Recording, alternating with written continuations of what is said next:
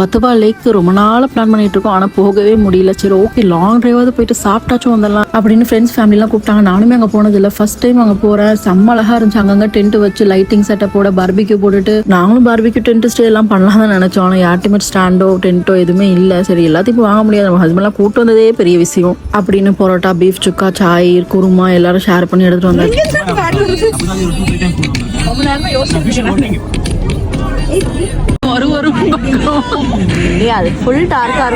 அன்னைக்கு ஆக்சுவலாக வானத்தில் ஏதோ ஒரு ஸ்டார்ஸ்லாம் பிளிங்க் ஆகும் அப்படின்னு சொல்லிட்டு பார்த்துட்டே இருந்தோம், ஒன்றும் வரல. டென்ட் மேலே லைட் கொடுத்துருக்காங்க.